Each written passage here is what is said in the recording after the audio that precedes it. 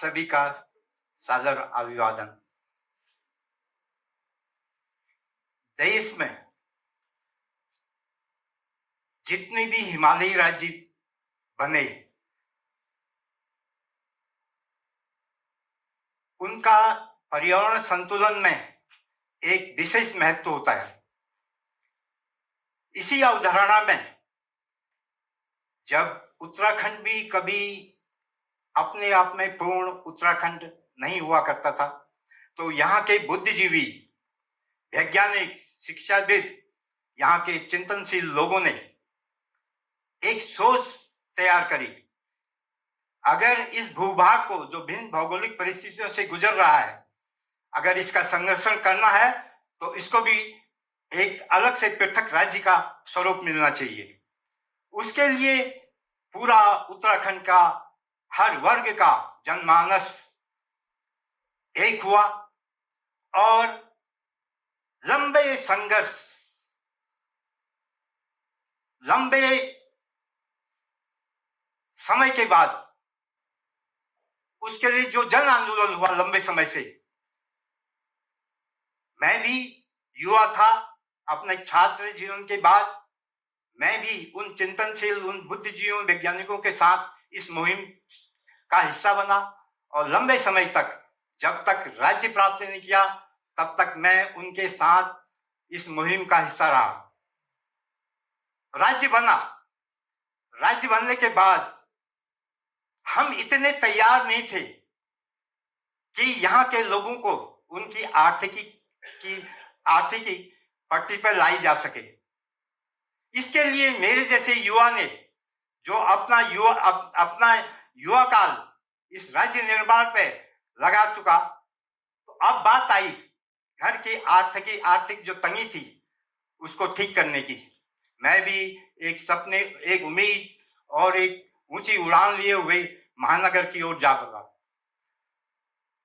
लंबे समय तक वहां संघर्ष करा, काम करा और जो घरों की लाइबिलिटी थी उसको पूरी करने की कोशिश करी। पर वहां का शोर शराबा, वहां कंक्रीट के जंगल, वहां का प्रदूषण मुझे कुछ असहज महसूस करने लग गया और मुझे अपने उत्तराखंड की शांत वादियां और नदी, नाले, झरने और यहाँ के भोले लोग बार बार याद आने लगे। फिर क्या था, एक दिन कठोर निर्णय लिया।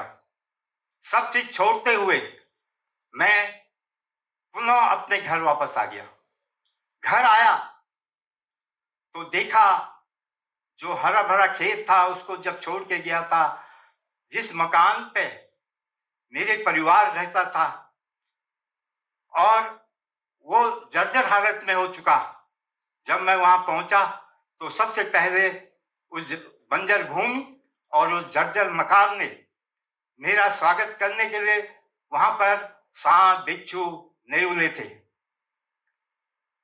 मैं जब ये सोच में पड़ गया कि मैं इतनी दूर जा पड़ा कि मैंने अपना पीछे बहुत कुछ खो चुका, अब मैंने उसको पुनः स्थापित करने के लिए एक कठोर एक प्रयास करने की सोची। क्योंकि जो मेरी जो सॉइल थी, अगर मैं कहूँ मेरी जो जमीन थी, तो वो ऐसी सॉइल थी जिसमें कि रेनी सीजन में भी एक गिलास का तिनका नहीं उग पाता था। उसके नीचे पाषाण था। आज के समय में अगर मैं उसका खनन करूं तो जमीन के नीचे मेरा करोड़ों का संपत्ति पड़ी है, पत्थर। तो उसमें एक वृक्षारोपण की मैंने योजना बनाई। वृक्षारोपण भी करना मेरे लिए बड़ा भारी चुनौती था।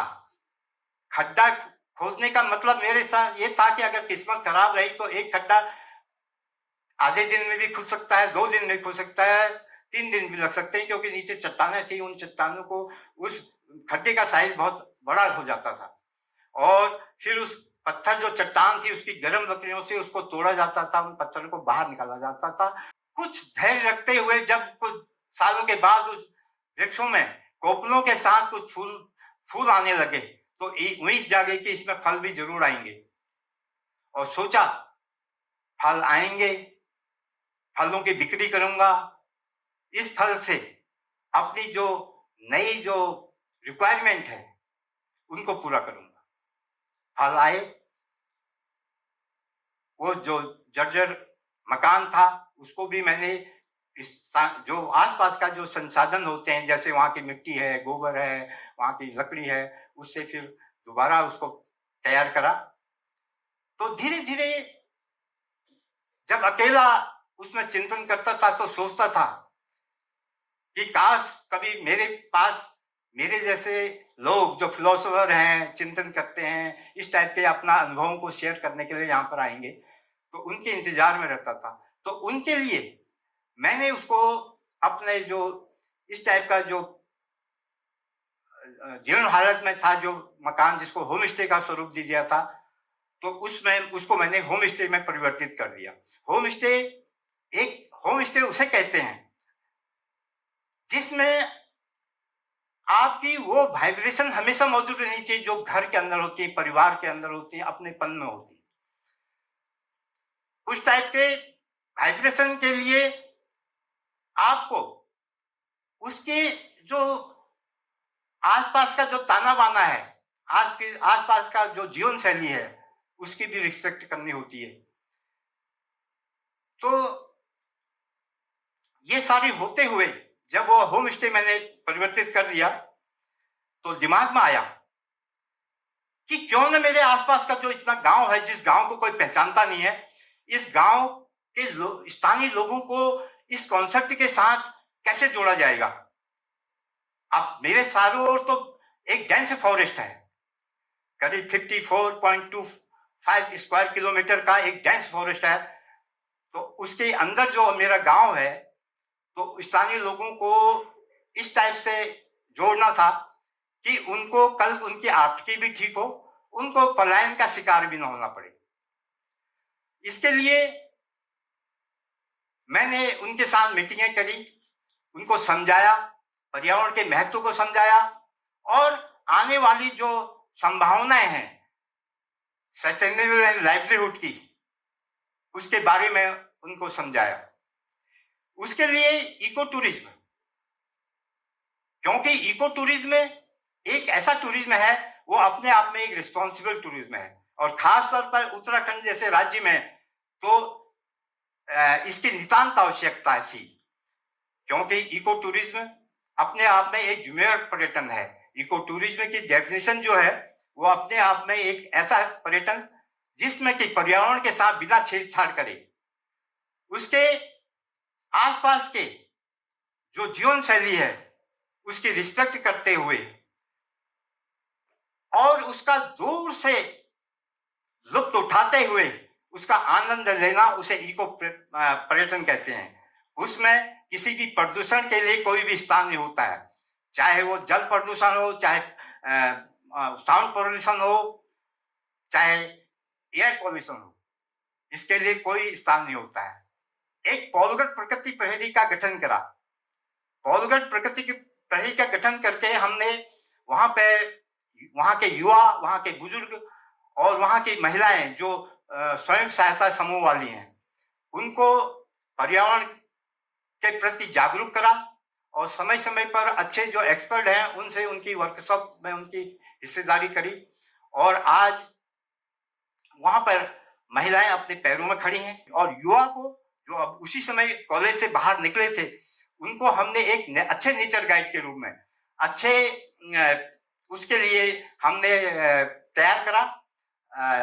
उनको करीब 2-2.5 साल की हमने ट्रेनिंग करी। उसमें हमने बर्ड वॉचिंग से लेकर एडवेंचर कोर्सेज कराए, और यहाँ तक कि क्योंकि वो क्षेत्र जब पर्यटक आपके वहाँ आएगा तो किसी कोई कैजुअलिटी हो सकती थी, तो उसके लिए हमने उनको रेस्क्यू और फर्स्ट एड की भी ट्रेनिंग साथ साथ दी। और यही नहीं, आपका व्यवहार कैसा रहेगा आने वाले आगंतुक के साथ, उनको बॉडी लैंग्वेज से लेकर एटीट्यूड बिहेवियर के बारे में भी उनकी समझ बढ़ाई। और जब 2-2.5 साल के लिए की ट्रेनिंग देते हुए वहां का युवा तैयार हो चुका, तो उसके बाद हमने सरकार और डिपार्टमेंट से उनके साथ एक चर्चा रखते हुए उनको वन संरक्षण के महत्व को बताते हुए उनको ये दिमाग में डाला कि आप जंगल तब तक नहीं बचा सकते हैं जब स्थानीय लोगों की सहभागिता और उनका विश्वास ना जीता जाए। तो इसलिए आप एक ऐसा कार्यक्रम करें कि हमारे पास मैंने 400 450 लड़के लड़कियां ये ट्रेन कर दिए हैं, इनको कंपलसरी गाइडिंग के रूप में जो भी सफाई जाती हैं, जो भी गतिविधियां होती हैं उसमें लगाएं। और वो बच्चे आपके इधर के कंजर्वेशन पे ही नहीं, वो प्रदेश में ही नहीं, देश के अन्य कोनों में भी जहां सेंचुरी है, जहां रिजर्व फॉरेस्ट है, वहां पर भी अपनी सेवाएं प्रदान कर रहे हैं। और इसके साथ ही जब ये सारी चीजें हुई, महिलाओं के लिए काम किया, बूढ़े लोगों के लिए काम करा, युवाओं के लिए काम करा, जो पहला बैच जो पास आउट हुआ, उसके बाद सोचा कि इस नेचर कंजर्वेशन को टिकाऊ कैसे किया जाए। तो उम्मीद है एक नजर गई, ये जो स्कूलों में, विद्यालयों में छोटे बच्चे से बड़े कॉलेज के बच्चे पढ़ रहे होते हैं, तो हमने कहा कि इनको डाइवर्ट करा जाए नेचर कंजर्वेशन की ओर। तो इसके लिए हमने उन छोटे बच्चों के लिए पॉलगढ़ स्कूल ऑफ आर्ट की एक संस्था बनाई। उस पॉलगढ़ स्कूल ऑफ आर्ट में हमने उनके लिए कई प्रकार के बुक्स तैयार करी, क्योंकि जो हमारे जो पास आउट हुए थे लड़के, जिन्होंने करीब 390 वर्ष से भी ज्यादा अपने बर्ड्स की चेकलिस्ट बना ली थी, अपने कई प्रकार के फ्लोरा फौना एनिमल्स और उनकी पूरी हिस्ट्री, उनकी फॉरेस्ट के जो प्लांट हैं उनकी यूज, बॉटनिकल नेम, ये सारी चीजों के जब बुक्स बनाई गई तो जो हमारे जो स्कूली नए छात्र थे उनके वो काम आने लगे। और जब पर्यटक बढ़ने लगा तो उनकी जो बर्डिंग ट्रेल है, ट्रैकिंग ट्रेल है, साइकिलिंग का है, बैलगाड़ी का है, इसमें जब हम जाने शुरू हुए तो हमने देखा कि हमारे नजदीक जो नदियां हैं, झरने हैं, नालियां हैं, वो नहरें हैं, वो सब सूखने के कगार में है। जो कभी जिसका फाट करीब 1-1 किलोमीटर के होते हैं वो गधेरे में तब्दील हो गए हैं। तो आने वाले समय में एक भयावह स्थिति संकेत दे रही थी। तो इसकी जल संरक्षण पे हमने काम शुरू करा। जल संरक्षण में हमने स्थानीय लोगों को जोड़ा, उनकी समझ बढ़ाई और उनको ये बताया कि जल ही जीवन है। और इसके लिए हमने तरह तरह के, यहाँ शुरुआत करते करते हम आज पूरे उत्तराखंड में नौला फाउंडेशन के नाम से हम जल संरक्षण का काम कर रहे हैं। और उसमें हमारे स्थानीय लोग, कई लोग उसमें काम कर रहे हैं। और उस हमारे टेक्निकल टीमें भी हैं उसमें।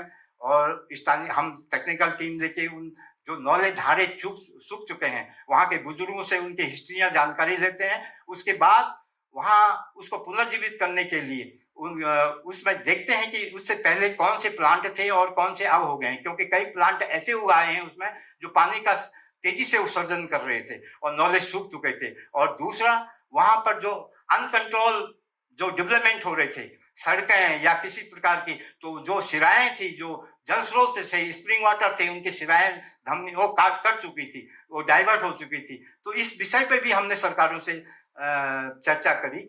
और क्योंकि पहाड़ों में वहाँ की भौगोलिक आधार पर उसका डेवलपमेंट होना चाहिए, ना कि इस टाइप से अनकंट्रोल डेवलपमेंट। उससे पर्यावरण को तो क्षति पहुंचेगी, प्राणी जगत भी नुकसान में आएगा। और धीरे धीरे हमको हर मंचों से हमारे क्रियाकलापों में हमको वो पुरस्कारित करने लगे और उनका पुरस्कार हमारे मनोबल को बढ़ाने लग गया, हमारे कामों में उत्प्रेरक का काम करने लग गया, उससे हमारे कामों में और भी गति मिलने लगी। तो ये धीरे धीरे ये जो सारे काम हुए हैं ये एक रात में नहीं हुए हैं, एक दिन में नहीं हुए हैं, एक महीने की सोच से नहीं हुए हैं। इसमें पूरा संघर्ष करा, ये जवानी से बुढ़ापा खोया, बुढ़ापे तक पहुंचा, अंतिम पायदान तक। और इसमें अपने ही अनुभव से एक फॉर्मूला तलाशा आने वाले युवाओं के लिए, उनके लिए 4D formula: dream, discovery, design and delivery. और आज बस इतना ही, और अगले मुलाकात में नई संघर्ष के साथ आपसे जरूर।